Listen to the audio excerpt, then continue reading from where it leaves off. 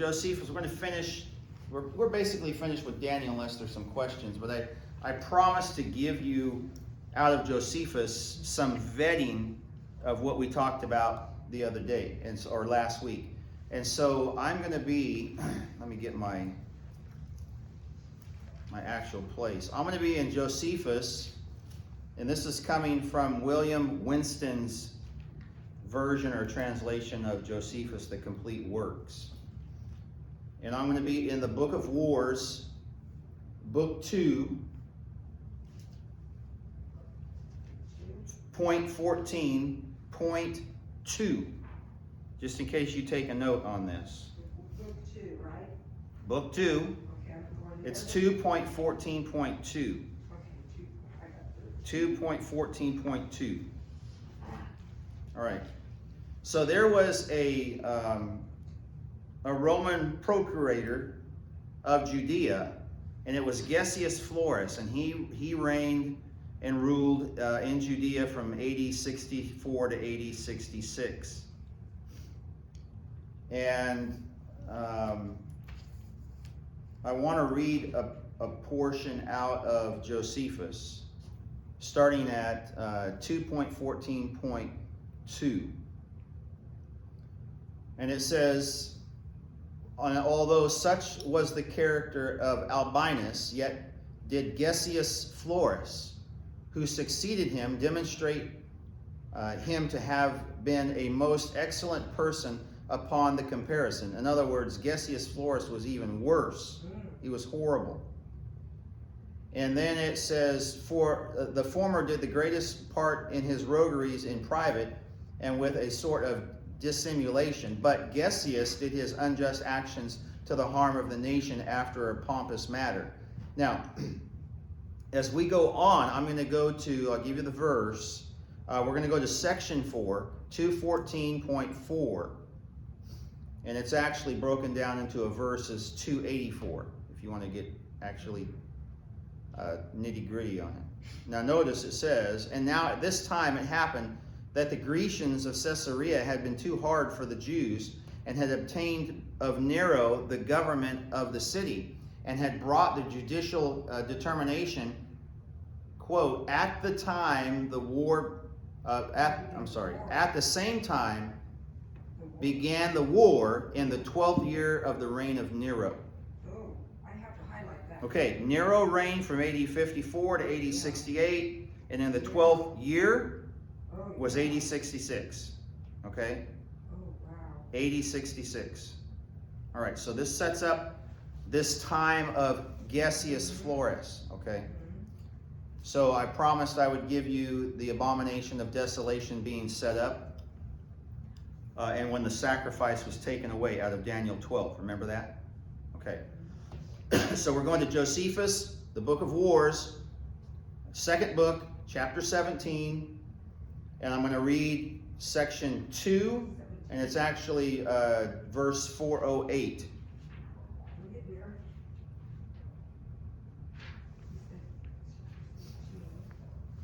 Okay, say that again. It's going to be the Book of Wars, second book, chapter 17, section 1. I'm sorry, section 2, verse 408, which is the very beginning of section 2. Just go to You said chapter 2:17:2. Wait, what chapter? You said 16, correct? No, 17. Oh, 17. Yeah, just go one page over. Okay, that's right. Okay, makes sense. All right, so it says there, and at this time, it was that some of those that principally excited the people to go to war, that's the Zealot movement, all right, made an assault upon a certain fortress called Masada. You remember that? Okay. Masada was King Herod's fortress across from the Dead Sea. And they took it by treachery and slew the Romans that were there. These are the Zealots. And put others of their own party to keep it. Okay, verse 409. At the same time, Eleazar, the son of Ananias, the high priest, a very bold youth who was at the time governor of the temple, persuaded that those officiated in the divine service to receive no gift or sacrifice for any foreigner. Oh, wow.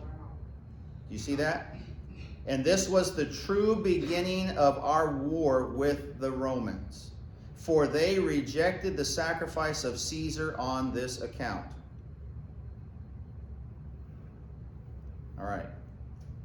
It's in the same year, the 12th year of Nero's reign. All right? AD 66. So there you have it. Any questions? So what this is dealing with, this is not dealing with the temple sacrifices being cut off. The temple sacrifices continued until the very day that Rome entered into the temple proper. The sacrifice being cut off here, according to Daniel 12, is the sacrifice to Caesar. And Josephus says that started the war with Rome. Because when it got back to Caesar, they're no longer offering sacrifice for me. It is on. Oh, yeah. Okay?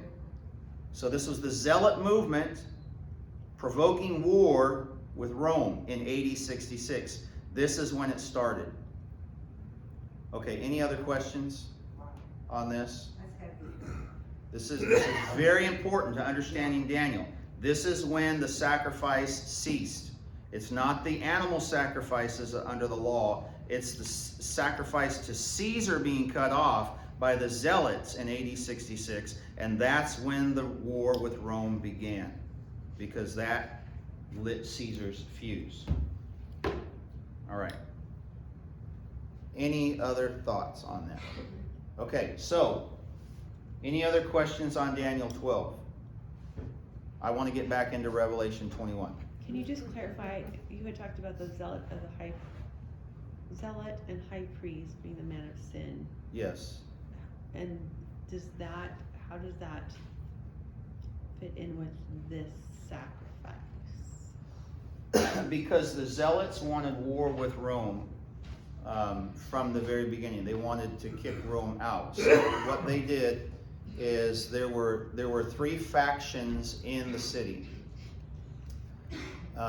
So the city, when we look at Revelation, the city was divided into three parts. Not only was it literally divided into three parts, it had three different walls. It also had three different factions that warred against each other in the city. And I forget the factions, but I'll look them up, Shayla, later. One of them was John of Gischala, and there were two others that I forget. The man of sin is the zealot high priest. I've got that here. Let me show you. Just give me a minute here. And it was the son of Samuel. It was Phinehas ben Samuel. I've got all these tagged.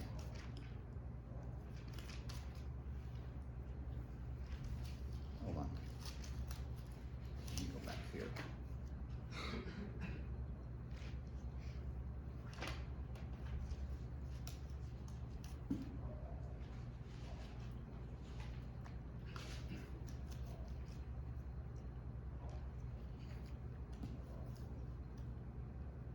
Okay, so in Josephus, the Book of Wars, the fourth book, section 3, it's 4.3.5. Actually, it's going to be 4.3.8 is where you're going to find it. The Book of Wars, the fourth book of Wars, 0.3.8 is where you're going to find this information. Josephus says, and I'm reading actually 0.8, and it's verse 155. Yeah. Hereupon they sent for one of the pontifical tribes, which is called Eliakim, and cast lots which of it should be high priest. By fortune the lot fell as to demonstrate their iniquity after the plainest manner, for it fell upon one whose name was Phinehas, the son of Samuel. He's also known as Phinehas ben Samuel because ben means son of. Phinehas, the son of Samuel of the village of Aphtha. He was a man not only unworthy of the high priesthood, but he did not know well what the high priesthood was. Such a mere rustic was he. And it says, it goes on to say in verse 157, this horrid piece of wickedness. That's what Josephus calls him. Phinehas ben Samuel. This horrid piece of wickedness was sport and passed time with them, but occasioned the other priests who at a distance saw their law made a jest of, and they shed tears. All right, so this man was the zealot high priest. He was put in by the zealots. He was not of the tribe of Levi. Josephus says he was a wicked piece of trash, basically. I'm giving you my interpretation. A horrid piece of wickedness. What does that mean? He's just a wicked piece of trash. This man knew nothing of the priesthood, all right? This is the man of sin that was set in, and he was set in AD 66 by the zealots. They took over the priesthood. Okay, so that is found in Josephus, the Book of Wars, Book 4.3.8, and that is verse, you can read the whole section, 8 all the way up into 9, and you can even keep reading because Josephus talks about there were extravagant abominations going on because of the zealots taking over the priesthood. Excuse me. They defiled the priesthood, and he goes on to say in verse 161, this is under section 9, they were not rather zealous for the worst actions and extravagant in them beyond the example of others. And so he just goes on to describe the bitter tyranny. He calls them wretches to plunder. These are wretches who plunder men. So here is the beast. This is the beast. This is the land beast of Revelation 13. All right. That's the zealot movement, is the land beast. There's two beasts in Revelation. I don't believe Rome is Revelation 13. I do not believe that Rome is mentioned in Revelation 13. I believe that it's two sides of the same coin. I believe those entities, those two beasts that come up, there's one out of the sea and there's one in the land. I believe the land beast is the zealot movement in the land, literally in the land of Judea. And I believe that the sea beast is the zealot movement among the Gentile synagogues, because there was a Jewish synagogue in every city. Name me one city where Paul went in the book of Acts, from Jerusalem all the way to Rome, right? He went to Rome. Name me one city that did not have a synagogue. There's not one.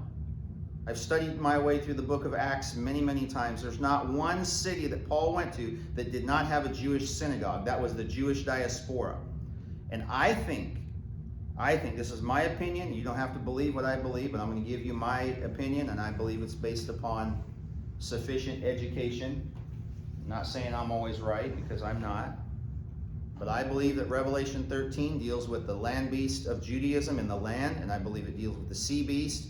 That is the other part of the zealot movement, because in the Gentile world, because the Jews had a synagogue in every city. Okay, it's not dealing with Rome. I don't believe it's dealing with Rome. So we can deal with that later. But that's my interpretation of it. And I'll just move on unless there's a question. So when we get to 2 Thessalonians 2, Paul is dealing with this man of sin, and he says, "Look, I've told you this when I was with you." Okay, so Thessalonians is Acts chapter 17. The background for Thessalonica is Acts chapter 17. Go and read Acts 17. You're going to see that that's when he was in Thessalonica. And he stayed there, and that's when he told them about all of this eschatological stuff that would occur. Okay, so he told them about the man of sin when he was there. And he says that it was already at work in the first century. And that the Lord would destroy him with the breath of his mouth and the brightness of his coming. That's the second coming. And that's talking about the destruction of Jerusalem, because the man of sin sat, remember, he sat in the naos of God, the temple of God. That's the inner sanctuary, not the Heron. The Heron was the outer part. And the scholars are wrong on this when they say that Jesus taught in the inner temple. He never taught in the inner temple. Never is naos connected with the teaching of Jesus in the temple. It is always the word Heron. Always. Unless there's something I've overlooked, and I don't think there is. I looked at this. And so in your Bible maps, it'll show, well, Jesus was here in the inner sanctuary. No, he was not. It's the word Heron. That's the outer buildings of the temple. That's where he was. Only the priests could go into the naos. So if the man of sin is in the naos of God, that's the old covenant Jewish temple, then he has to be connected to the priesthood. Now, it's illegitimate because he's a zealot shill, right? The zealots put him in. But nevertheless, he was connected to the priesthood, and he was high priest. And he sat in the temple of God. It's not the Pope of Rome sitting somehow over the church of Christendom. No, that's not it. It's a first century application. It's a first century fulfillment. So it is the Jewish high priest. He's the man of sin, the 666 of Revelation 13:18. And I do not believe that is Nero either, and I'll make another argument on that, and then you can make up your own mind what you want to believe on that.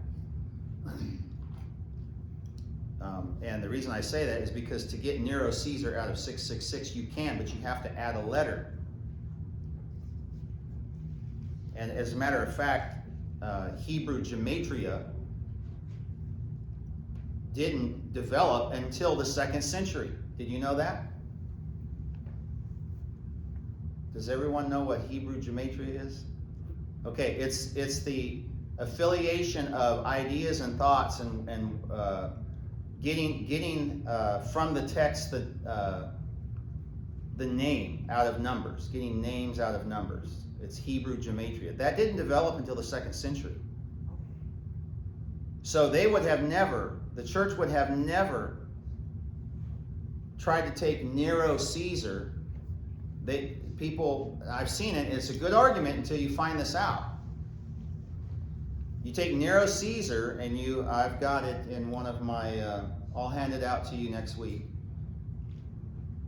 And in Hebrew gematria, you have Neron Caesar. You have numbers that equal each letter, and that comes up to 666. Well, you have to add a letter to Nero Caesar to get that. Okay, did you know that? You had to add a letter. And a second strike two on this whole idea is that Hebrew gematria was not developed until the 2nd century, so it could not have been used by the 1st century church. So now that forces us to let the Bible interpret the Bible. And we'll go back into the Old Testament, and we're going to see that the temple is connected to 6.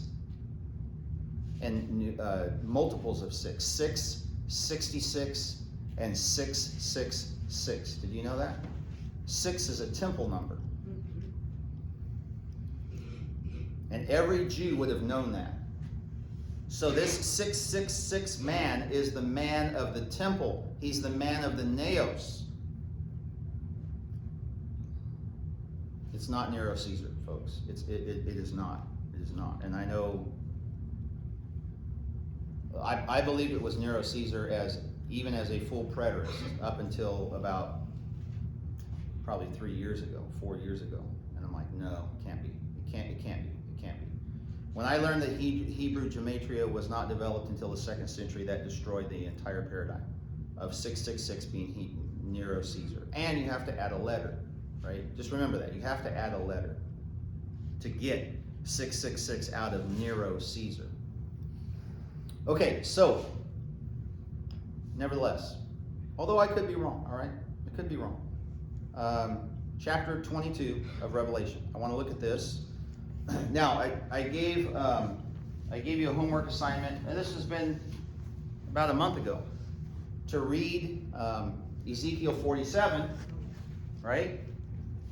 Because Ezekiel 47 is Revelation 22.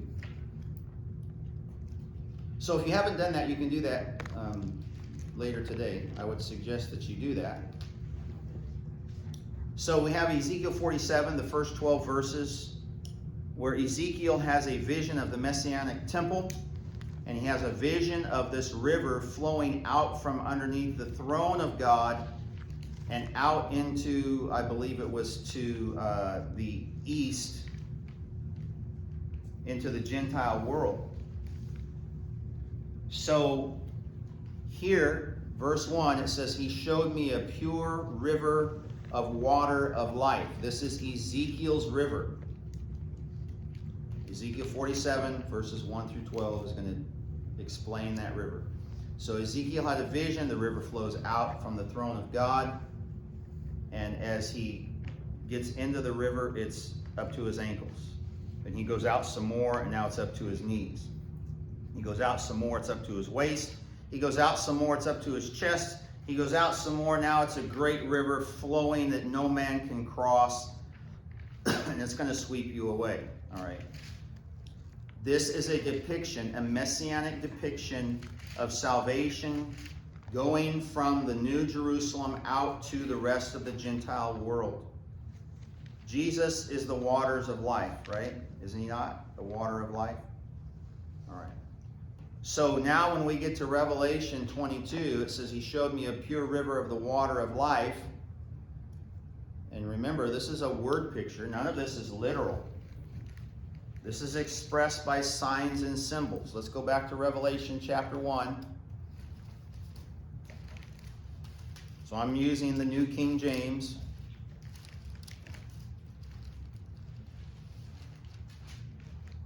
Revelation chapter 1. Oh, it would help if I got to Revelation and not Jude. All right. So in Revelation 1 and verse 1, it says, the revelation of Jesus Christ, which God gave him to show his servants things which must shortly take place. That's a first century message, time indicator. And he sent and signified it. Now that word signified is signified. It's a compound word. And in the Greek, it means to express by signs and symbols. That's what it means. Signified. So a stop sign is a sign for what? For stopping, right? Because of danger. If you don't stop, you're going to kill yourself or someone else. A sign with a road sign, they have a yellow, so the yellow signs are warning signs, okay? You don't have to heed them. You see a sign that says 25, that's a warning, okay? It's not law, it's a warning. Look, you need to slow down for this corner, and CHP says, we suggest you take it at 25. You could take it at 55 if you want, but if you crash, that's on you because you had a sign, right, that warned you. Or you see a yellow sign with black squiggly lines like this. What does that mean? Curves. It means curves, okay? So that is to signify. So all of these signs and symbols are exactly that in Revelation. Nothing here is going to be literal. So we have a depiction of the pure water of life, clear as crystal, proceeding from the throne of God and of the Lamb. That is Ezekiel 47. And in the middle of its street and on either side of the river was the tree of life. So the tree of life was on both sides of the river. So it must mean that the river flows through the middle, the center of the tree. Notice, this tree bore 12 fruits. This is Ezekiel 47. You know, we've got to go to Ezekiel 47. Okay. I'm going to show you. I'm going to show you the prophecy, and I'm going to show you the fulfillment of it. And this is why it's so important for us to read and know our Old Testament. So Ezekiel 47, starting at verse 1. Then he brought me back to the door of the temple. This is the Messianic temple.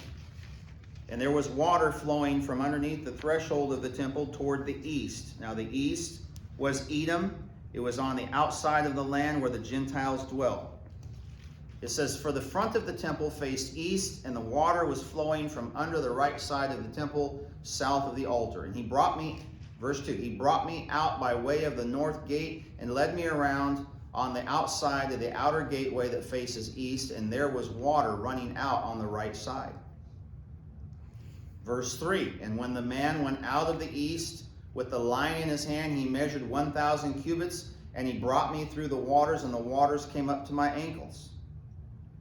Verse 4, again he measured 1,000 and brought me through the waters, and the waters came up to my knees. And again he measured 1,000 and brought me through, and the water came up to my waist. Verse 5, again he measured 1,000, and it was a river that I could not cross, for the water was too deep, water in which one must swim, a river that could not be crossed. Verse 6, he said to me, Son of man, have you seen this? Then he brought me and returned me to the bank of the river. And when I returned there, along the bank of the river were very many trees on one side and the other. Verse 8, then he said to me, this water flows toward the eastern region. That's the Gentile nations, and it goes down to the valley. That is, I believe, the valley of Shittim, or the Acacia, I think, and enters the sea. When it reaches the sea, its waters are healed. That's the Dead Sea. So notice this, verse 9. And it shall be that every living thing that moves, wherever the river goes, will live. There will be a very great multitude of fish because these waters go there, for they will be healed, and everything will live wherever the water goes. Now they're seeing this is a sign of the Messianic river of life before Messiah was revealed. All right. Verse 10. It shall be that fishermen will stand by it from En Gedi to En Eglaim. They will be places for spreading their nets. Their fish will be of the same kinds as the fish of the great sea, that's the Mediterranean Sea, exceedingly many. Jesus said in Matthew 4:20, follow me and I will make you what? What do we have here in Ezekiel 47? Fishers of men. Only because this great sea of salvation is flowing out into the Gentile world. All right? It's the same thing, folks. Same exact thing. Verse 11, but its swamps and marshes will not be healed. Okay, so that's the evil part of the new creation.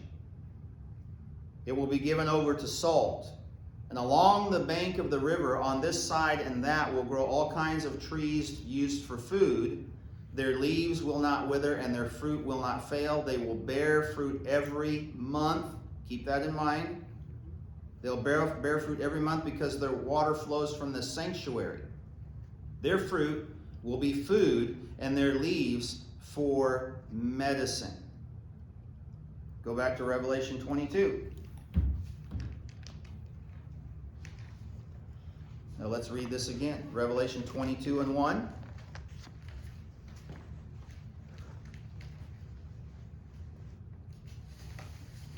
And he showed me a pure river of water of life, clear as crystal, proceeding from the throne of God and of the Lamb.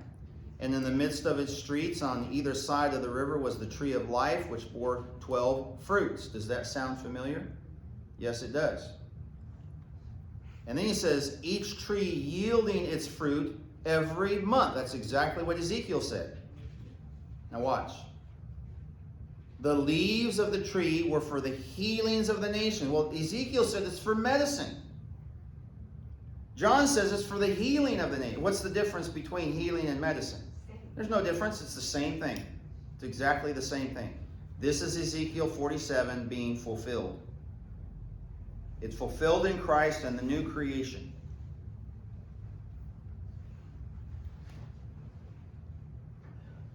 Now, one thing I want to point out. Isn't it odd? Maybe odd is not the right word. Peculiar. I don't know. By means of a tree, man fell. Right? See that tree over there? Uh-huh. Don't eat it. Don't eat of it. Okay. What do? They go over there. Oh, hey, look what I got. So by means of a tree, man fell, right? By means of a tree, man is reconciled. So we have paradise lost in Adam and Eve, paradise regained in Christ and the church. That's what we have. It's exactly what's going on here. Was Jesus nailed to the tree? Yes. Read the book of Acts. It uses the tree more than it uses the cross.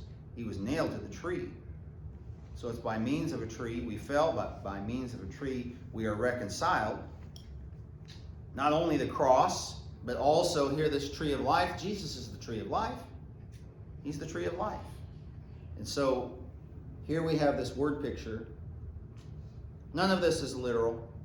Not like we think in our Western minds, all right?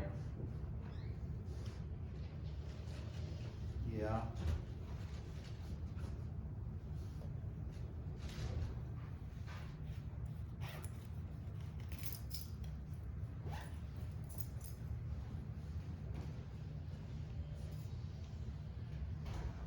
So our Western minds are all messed up.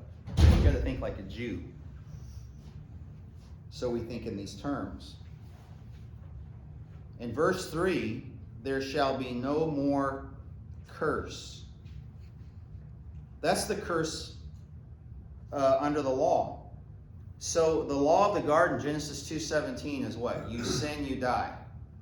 God told Adam, in the day that you eat of it, you shall surely die. That's the law of the garden. That's the curse. And that curse continued under the law of Moses. But now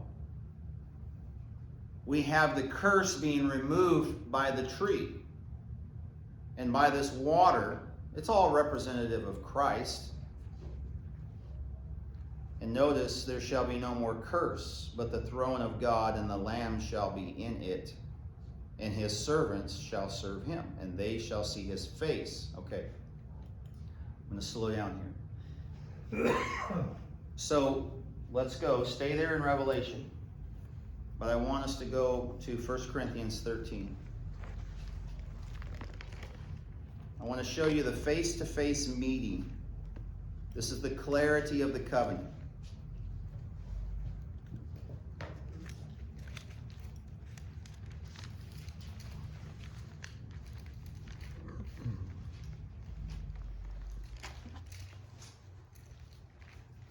So what Paul is dealing with in 1 Corinthians 13, especially at the end of the chapter, verses 9 through 13. So he says, love never fails, in verse 8. For we know in part, and we prophesy in part. That's the word of God coming in bits and parts, as each apostle, Matthew, Mark, Luke, John, Peter, James, right? All those apostles wrote their parts, and the New Testament is now being recorded and written down for the church. So Paul says in verse 9, 1 Corinthians 13 and 9, for we know in part. We, apostles, know in part. Okay, Paul had a part, Peter had a part, James had a part, Matthew had a part, Luke had a part. And we prophesy in part. So as the partial came, they were given it, and they spoke it, and it was written down and recorded. So now the letters are being manufactured. The New Testament letters of the inspired writings that we now have as the New Testament were being manufactured. But when that which is perfect is come, now this word perfect means completeness. When completeness comes. So at this point, the covenant was in part. So you have the puzzle, right? You have a 500 piece puzzle, and you lay it out on the table, and the first thing you do is do what? Edges. The edges. Why? Because you want the inclusio. You want the beginning and the end. You want and now that you have the edges, every other piece, every other piece fits inside of those edges, right? That's how you put a puzzle together. You don't start from the center, you find the edges, all right? That's an inclusio, beginning and an end. They're bookends, all right? So now that you have the edges, every other piece fits in, and so it's just a matter of fitting the pieces in, okay? So you have the birthday of the New Covenant Church on Pentecost in Acts chapter 2. But the church it's in its infancy. The kingdom is in its infancy. It took 40 years for that kingdom to mature. Just like it took 40 years for the nation of Israel to come out of Egypt and into the promised land. You have type and anti-type. And in the church, you have the second Exodus. We can read about it in Isaiah chapter 11 and verse 12, but we're not going to go there. Just when our audience sees this, they'll know where to go. Isaiah 11 and 12, the second Exodus, all right? The second Exodus is the time of the Messianic kingdom, and it took 40 years for that kingdom to grow and mature.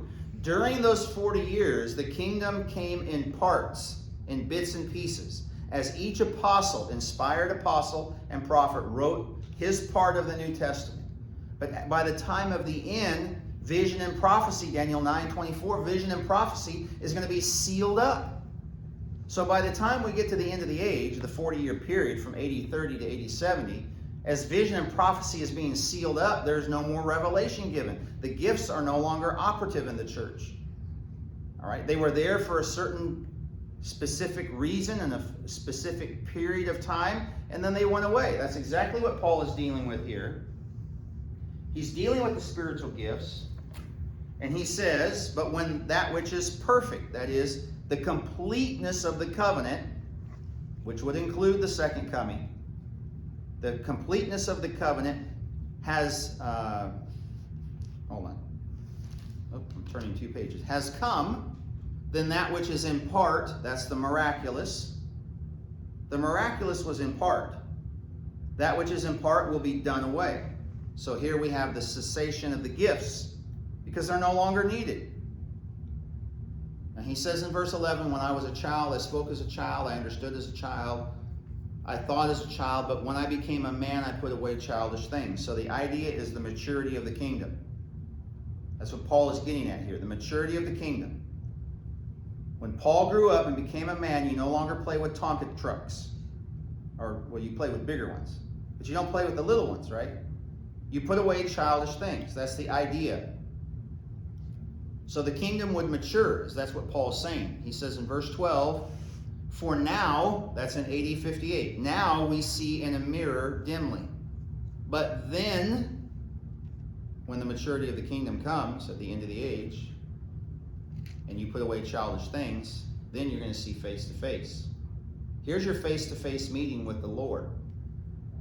Okay. Right now, we see in a mirror dimly, not us, but them. They didn't have clarity of covenant because the covenant was coming in parts, and not all the parts were there. And until all the parts were there, they wouldn't have clarity. He says, look, we see in a mirror dimly. It's the darkness of the old covenant world still overshadowing the kingdom. And it wouldn't be till the end of the age when all of the parts could be put together that you would have clarity of covenant. Because the new covenant would fully blossom and bloom into a new flower, so to speak. So he says, now we see in a mirror dimly, verse 12, but then face to face. Here is the face-to-face meeting. So go back to Revelation 22, and notice it says in verse 4, they shall see his face. That's at the second coming, at the end of the age, when that which is perfect has come. So the gifts cease. The miraculous ceases. The church is now complete. The covenant is now complete. Now watch. So we have a face-to-face meeting with the Lord. Revelation 22 and 4. They shall see his face, and his name shall be on their foreheads. What does the forehead signify? Thoughts. What does the hand signify? What do I do with my hand? Do I commit an action with my hand? Yeah, okay. So the forehead signifies the thought, the hand signifies the action. God's servants, when you read Revelation 7, God's servants were sealed where? On their forehead and on their hand. Their thoughts and their actions. You see that? You know, we understand what this means, but, you know, I listen to other places of church, worshipers, and they think that's the mark of the beast. They think that's evil. They think they don't see it the same way. And I don't understand how they come up with that. So let me show you the mark of the beast, right? We've already dealt with this, but let me show you the mark of the beast. It comes out of the law. If we don't know the law, we're not going to know what the mark of the beast is. So where does the mark of the beast in the book of Revelation, where does it go on the body? Forehead. The forehead, and where else? Hand. The hand. Keep that in mind. The forehead and the hand, correct? Okay, so let's go over, I want to go over to Deuteronomy. Actually, it's going to be Deuteronomy 11, but we're going to go back to Exodus 13. Exodus 13, I'm going to show you this from the very beginning. I'm going to give you a threefold witness to this whole idea. We're going to put the kibosh to the mark of the beast out of the Old Testament. So look at Exodus 13 in verse 9 and verse 16. So let's go back to verse 6, Exodus 13 and 6. Exodus 13 and 6. So it says there, 7 days you shall eat unleavened bread, and on the 7th day there shall be a feast to the Lord. Unleavened bread shall be eaten 7 days, and no leavened bread shall be seen among you, nor shall leaven be seen among you in all your quarters. And you shall tell your son in that day, saying, this is done because of what the Lord did for me when I came up from Egypt. It shall be a sign to you on your, what? Hand. And a memorial between where? Eyes. Is that the forehead? The law was to be placed on the hand and on the forehead. Was it not? Look at verse 16. The same thing, he repeats it. It shall be as a sign on your hand and as frontlets between your eyes. This is the covenant, the law of the covenant. Where did the mark of the beast go in the book of Revelation? The hand and the forehead. Let me give you a second witness. Deuteronomy 11, verse 18. Deuteronomy 11 and verse 18.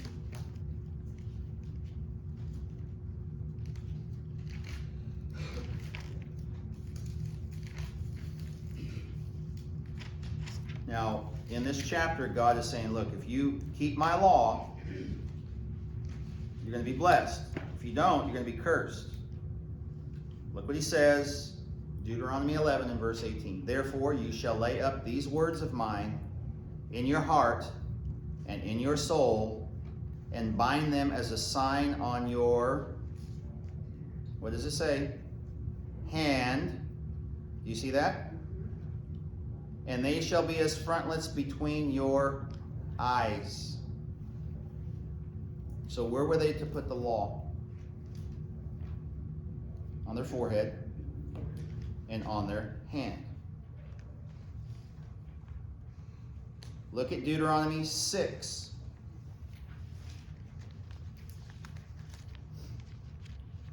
Deuteronomy 6, starting at verse 6.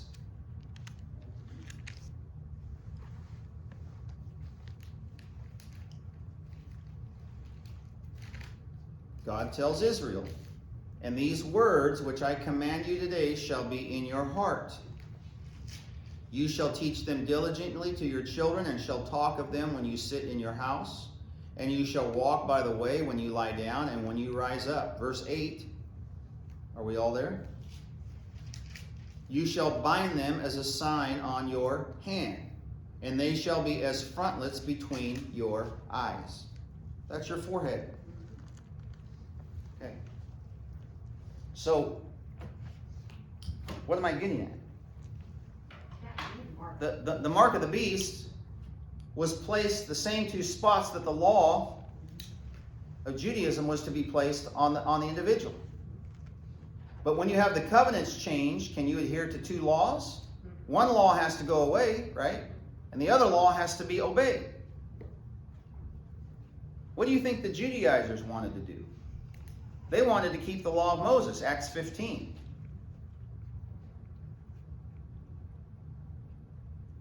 So any Jew who knew the law would know that God placed a mark on all his people. It was the law. He placed it on their forehead and on their hand. But when God's people become his enemies, now it's the mark of the beast. You understand what I'm saying? It's still the law. It's still the law. But they wanted the Gentiles, they wanted all of Christianity to adhere to the law. Well, Paul says, look, if you're going back to the law, then Christ died in vain. Right? In the book of Galatians. So now the Judaizers become the enemies of God, the mark of the beast. What's the mark? It's on your forehead, it's on your hand. Any good Jew would know that. They would say, oh, wait a minute, hey, we've read this before. I've given you a threefold witness. The mark of the beast is nothing more than the mark of the law of Judaism being placed on the individual in a symbolic manner. And when you have a struggle of two groups of people, both claiming to be the sons of God, you know one group is false and the other group is true, and they're both fighting to be the sons of God, only one can come out victorious. So you have the mark of the beast. Well, God in Ezekiel 9 places a mark on the faithful of Israel. And he places it on their forehead and on their hand with an inkhorn. Read Ezekiel 9, because that is the Old Testament background text that the mark of the beast comes from. But when we get to Revelation 7, God also places a mark on his people. Revelation 7. That's the new covenant mark. We no longer adhere to the law, which is the mark of the beast, because the Judaizers have now become the beast. You see? Does that make sense? Okay. Well, we didn't get very far, but we covered a lot of different things. Any questions or thoughts? Okay. If not, then we'll get ready for worship service. All right. Thank you very much.